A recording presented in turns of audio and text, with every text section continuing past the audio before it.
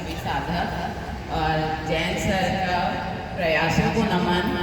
वो जो भी कार्य करते हैं वो बहुत सराहनीय होता है और देश के उत्थान के लिए इस तरह के कार्यों की आवश्यकता है। आज हम देखेंगे कि यदि हम अपने देश को आगे बढ़ाना चाहते हैं तो हमारी युवा पीढ़ी का उसमें बहुत महत्वपूर्ण योगदान है। कई जगह क्लास लेने जाते हैं परंतु उसमें हम देखते हैं कहीं भी देखें वहाँ पर युवा उपस्थित नहीं है।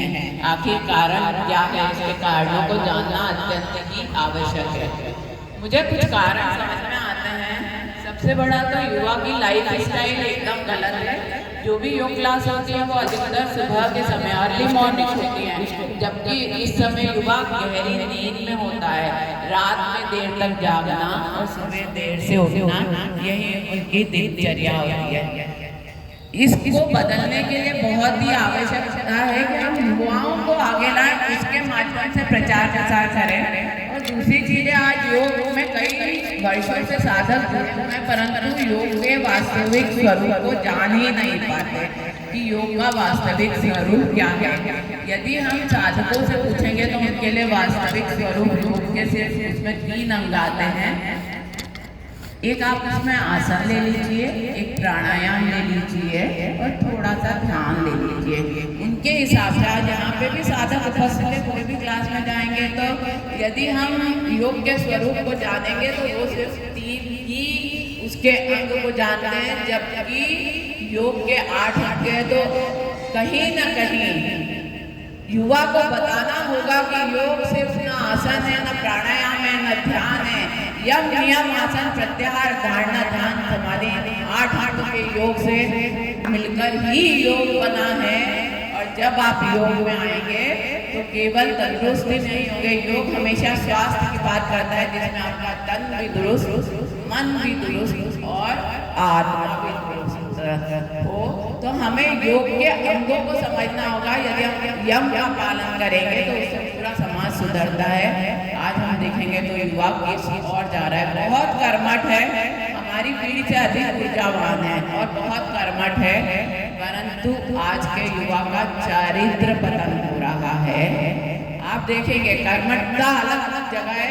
आज का युवा, आज योग क्लास में युवा कम दिखेंगे। आप शराब की दुकान पे जाएंगे तो वहाँ आपको अधिकतर भीड़ युवा की मिलेगी। हमें युवा को समझाना होगा कि यदि आपको नशा करना है तो आप मदिरा की जगह योग का नशा करें, क्योंकि मदिराओं का जो आनंद है वो टेम्पररी होता है, जबकि योग हमें परम आनंद की ओर ले जाता है, परमानेंट आनंद की ओर ले जाता है। और दूसरी महत्वपूर्ण बात कहना चाहूँगी, केवल हमारे प्रयासों से कभी भी हम युवा को जोड़ नहीं पाएंगे। जब तक प्रशासन सक्रिय नहीं होगा, जब तक युवा नहीं जुड़ेगा।